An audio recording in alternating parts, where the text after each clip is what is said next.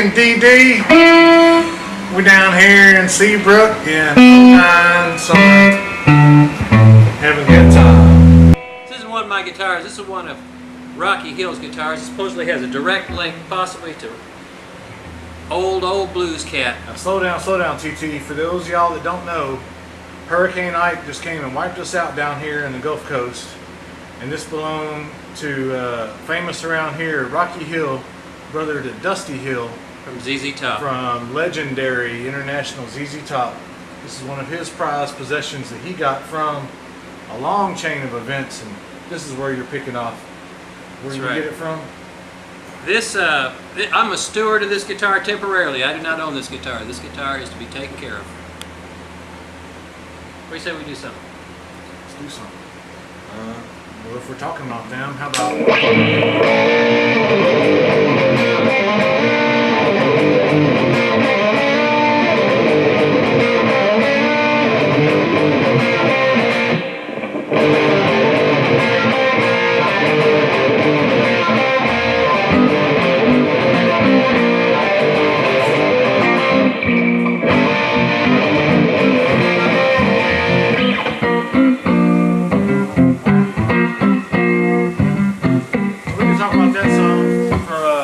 Swamp Blues. Tim here is a graduate from GIT, so I'm only enthusiast, but he can break down what I'm showing you right here. So tell me what these chords are. We're in the key of G. So what Gibbons does to McNasty goes using breakdown to power chords. So it looks really easy, but that's to the untrained eye. This is really simplistic genius, efficiency of movement.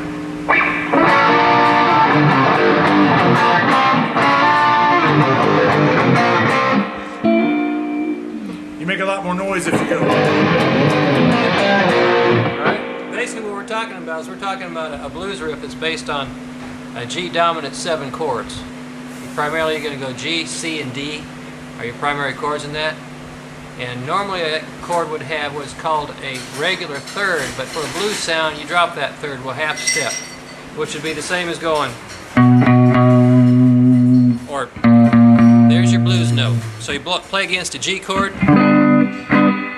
here's your regular third, here's your blues third.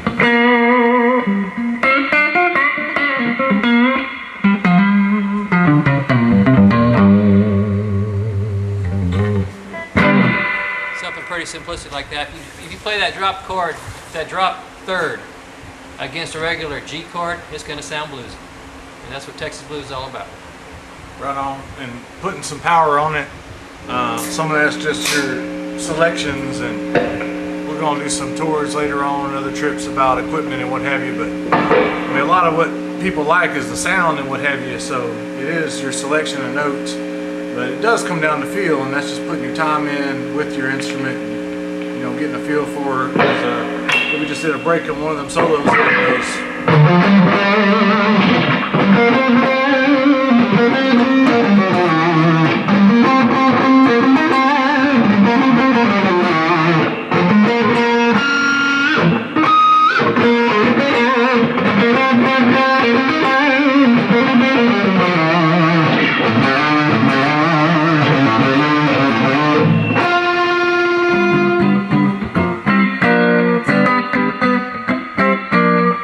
David just did for you there is he took some basic blues riffs and moved them down by several chords. So what you have is a blues riff you start out, I believe, is we'll just start out, for example, if you do it in D, move it down to C or B. I'm sorry, I was in C, now down to B flat. Same riff, you moved it down, now back to G.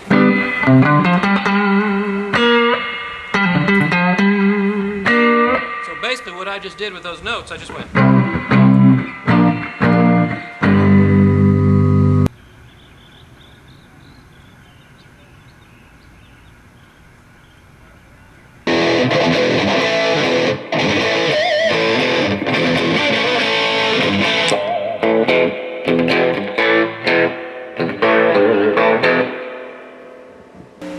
simplify what you're doing with your chord selections and make your own systems. But what comes down to sounding pretty wicked is, again, we can't discount practicing, you know. So this is where getting you some mean vibrato going, you know, like getting you some pinch harmonics, some pings. Just learning your instrument. Pinch harmonic. Okay.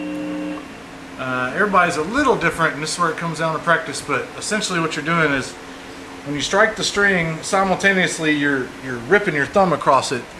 So let's get some sound on here. Now it's easier to do if you got humbuckers and on the lead pickup, on the bridge pickup, but if you get proficient, you can do them anywhere. Or even without your finger, without your pick.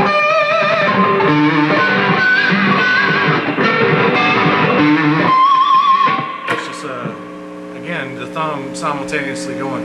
It's tricks from the electronics. It's nothing we've done as guitarists. We just learn how to maximize our instruments, you know. What David needs to help you out with there also is, in addition to the harmonic, what amplifies it and makes it a whole lot better is if you have some nice distortion. Right. Some nice overdrive on that note. Right. So show them what it sounds like without the overdrive. here, without it, almost sounds like a mistake. The things you can do with different channels and settings are different, and likewise they don't sound as good when you want things to resonate out. There's overkill versus sounds very nice. So that's learning your tools and your techniques. Okay.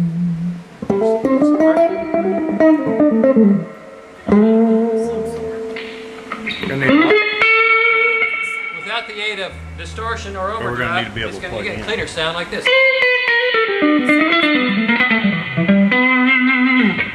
What you have there is you just have one single neck pickup. Now if I were to overdrive it, we might end up with a problem. Let's give it a shot.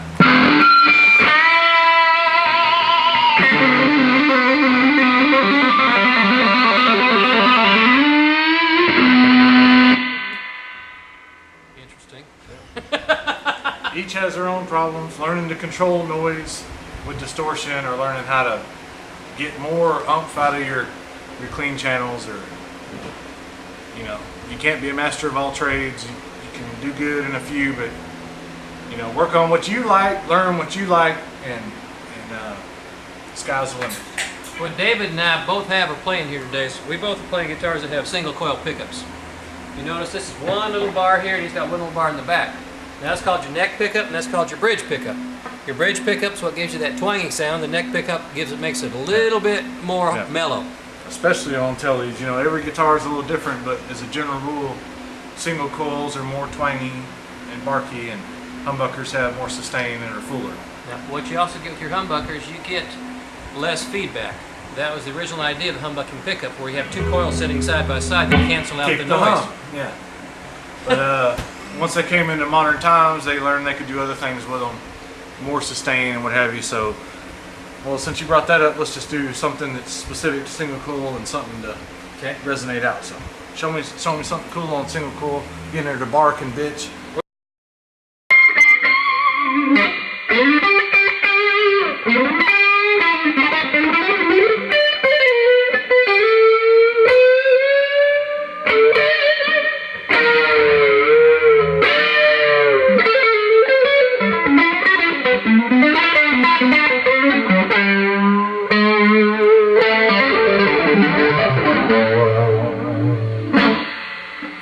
Lots of things with single coils. If this were a humbucker, it would sound smoother. It would sustain more, just like David said. The way his guitar is set up, this guitar is not really designed to do a whole lot of singing. We strung it with some lighter gauge strings to make it easier to bend strings. But this guitar is more designed to sound like a rhythm instrument or a jazz instrument.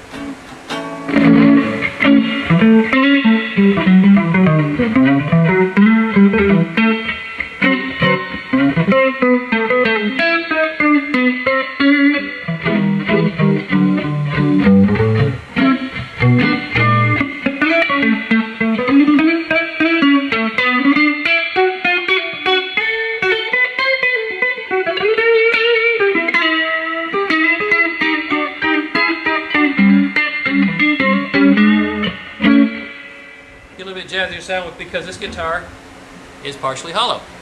It's got a depth of about 2.5 inches, 2 3/4 inches. Maybe 2.5 on the sides and maybe 2 3/4 in the middle. So we call it, it's got a little bit of an arch top, it's curved. Sometimes they're carved, sometimes they're laminated wood. Generally they're more expensive if they're carved. This guitar was probably made around 1968, be my guess. ES 120. Right on. So let me show you something in the spirit of the most extreme. They got these Telecasters to go kind of a la Archangels or Stevie Ray. I'm going to put a little more heat on it than normal because I didn't bring a million pedals, but you get the idea here. Say it again. Juice it up. Come on, let's hear some more, guys. Great job.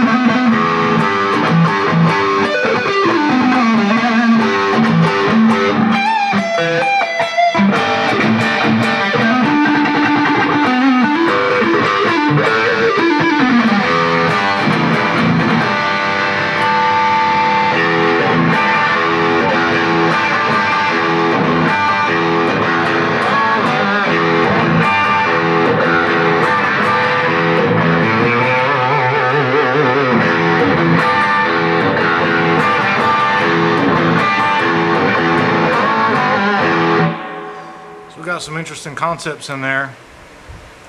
I'm interested because I found this out by accident, but these blues chords, as they're commonly called, they just change in shape based on how the strings are tuned. But when you decidedly choose not to go, instead to block the first one and go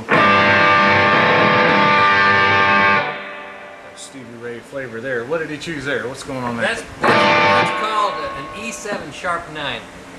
Basically what that means is you're playing that, you're throwing that blues note in on the high note from the E7 chord. Your E7 chord would normally sound like this.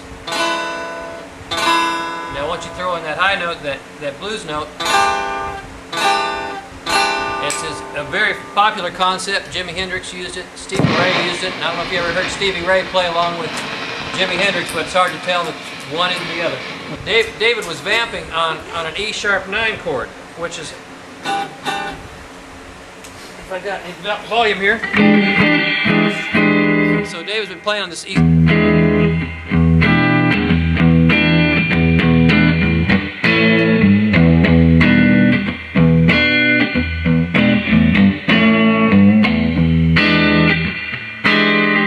Jimi Hendrix used to use those riffs a lot. Basically, he went E sharp 9, G to A.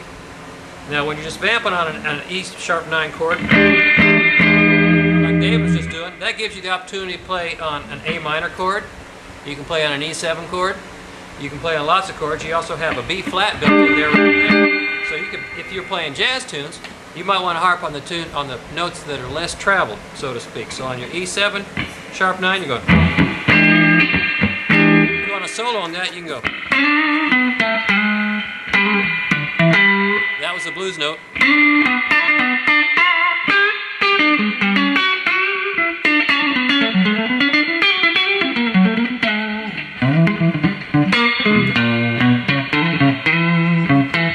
Now basically what I combined there was just pretty simplistic. I was staying on the on the E sharp 9 chord, but went into B flat and then went to a whole tone scale, which is a whole different entity unto itself. Pretty cool. And what he's showing here through his vocabulary and experience is how to use all them passing tones. And once you know how all the scales fit together, you know how to land where you want to land in time. But for the beginner to intermediate, most of your solos, magically, especially through popular songs, are going to fall in the pentatonic scale. Absolutely. So let's just cover second position pentatonic scale where most of your stuff's going to go down. So let's check it out. If we're in key of A, so we're on 5th fret here. Here it is in slow motion. So it's 3 frets up.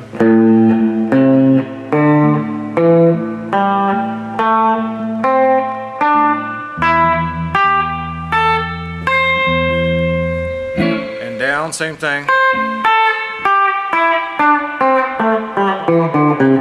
So basically, all of them are rooted off of 5 here.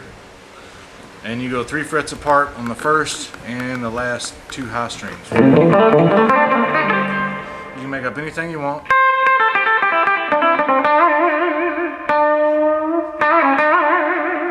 Get your color and all going in a safe framework where you know where you're at. Add those blue notes in like he's talking about, you know.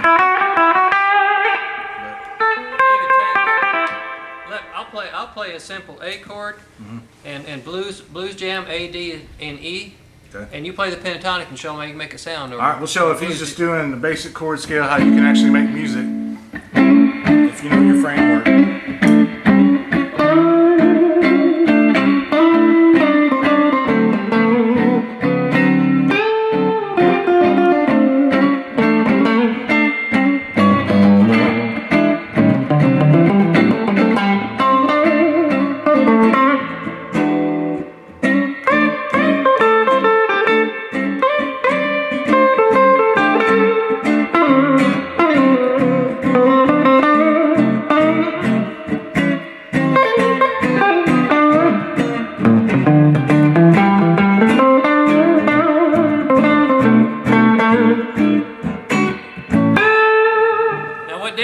David played that pentatonic scale for you, and it sounded really cool. You can play over a lot of chords with that. It's just note choice, and it's knowing, trust your ear. Your ear will tell you where you want to go. Just, you'll land, if you keep practicing, you'll land where you need to land, you know?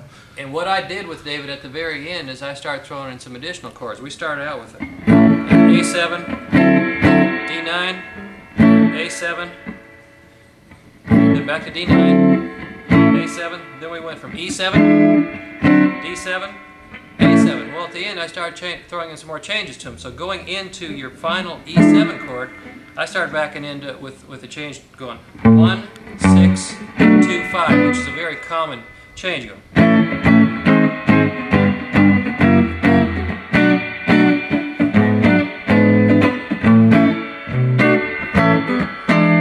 Basically, I still stayed on those 3 chords. I just brought you around to it with a different way. Bingo. Got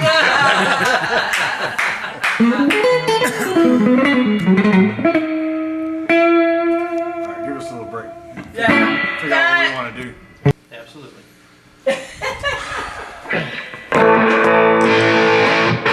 I'll show you legato like Chris Holmes here.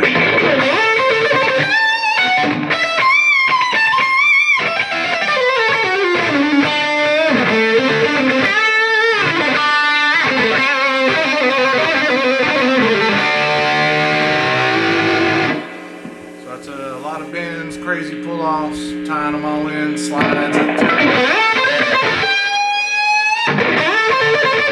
So slow is a lot.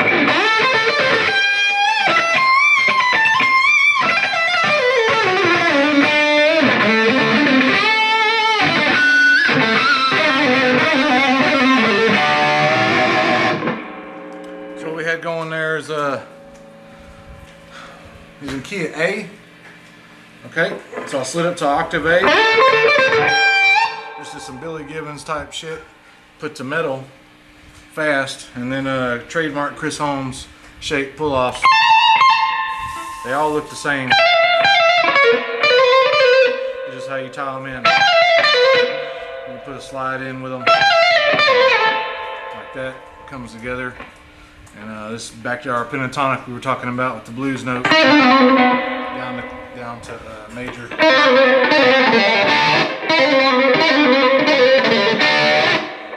come together. See it one more time.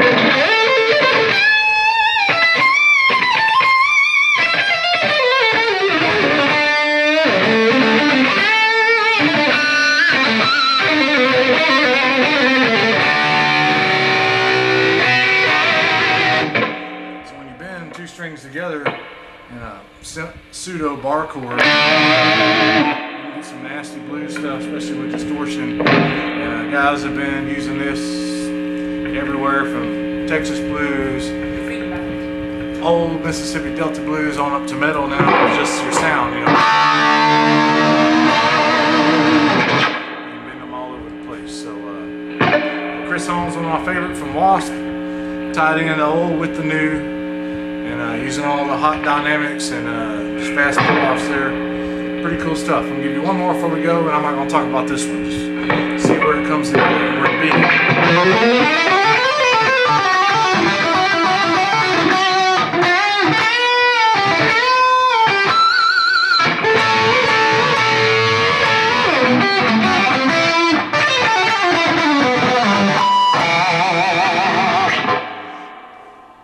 Right on. Now we're gonna check out some of TT's influences and favorite licks. Well, we're going to start out something pretty simple. This is an old song George Strait did many years ago called All My Exes Live in Texas. I'm not going to play it exactly. I'm going to show you the chord changes real quick. It starts out simple chords, A, E, and A. I'm going to start off on E just like the end of the chorus.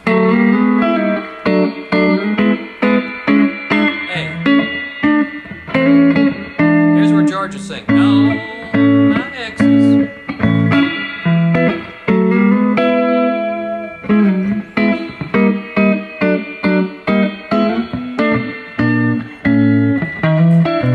So if I were going to solo on that, I'm thinking key of A, primarily A, E, B minor. In jazz, that's referred to as your 1 chord, your 2 chord, and your 5 chord. So what we do is we start off soloing the A. Oh, my.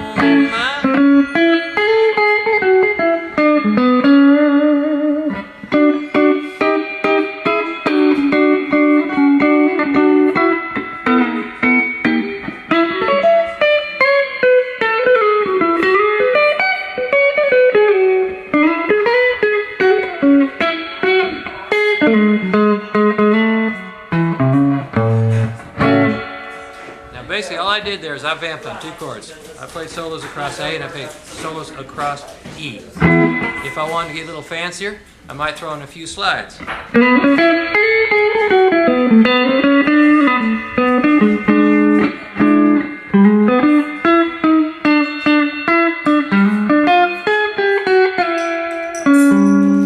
I did there is I just went A, all my exes live in Texas, back to E. But I threw in a B minor just before I went, B flat 7 just before I went to A.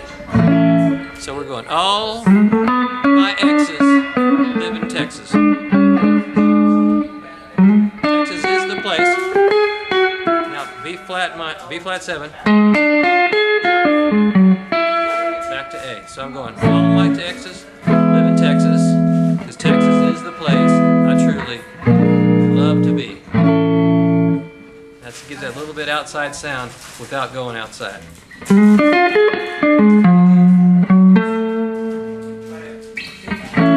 In jazz, what we talk about, not even jazz, in all music, you're looking at chord substitutions to give you a slightly different sound than your standard sound like everybody else. The pentatonic notes that David showed you go excellent against all over things, but you can take the pentatonic scale and apply it in a slightly different context and give you a completely different sound. For example, back to the same song, All My Exes Live in Texas. All my exes live in Texas, because Texas is the place I truly love to be. Okay, so what I'm going to do is I'm going to play a pentatonic scale over that B flat chord, which is actually being played over an E7. So we got all.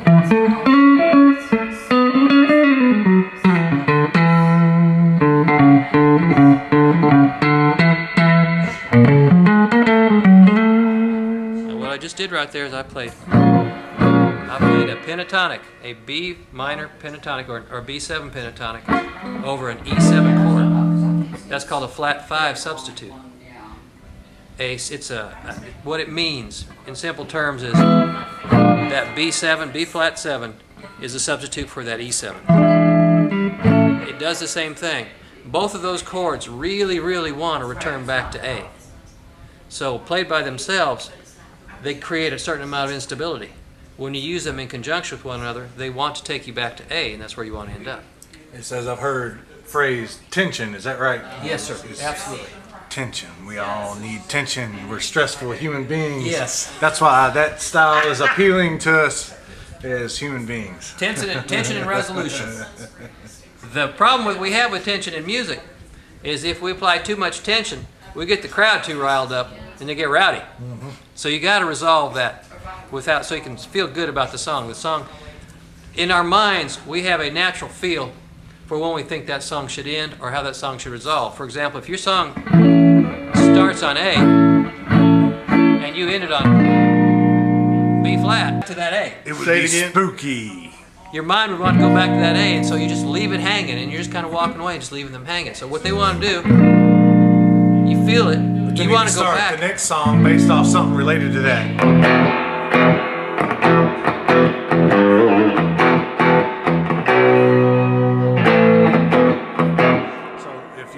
Song, that's how they get away with being creative. Yes, sir. Live and stuff. The song may not end there, it leaves them hanging, but it ties into something exactly related to that format. So You could end a song on a different key, which could take you into the next song. So then but in your mind and in your gut, you still feel a resolve as long as it takes you into the next song. If you just leave them on that and don't go into anything, you're going to make them mad. well, let's check out something nice here.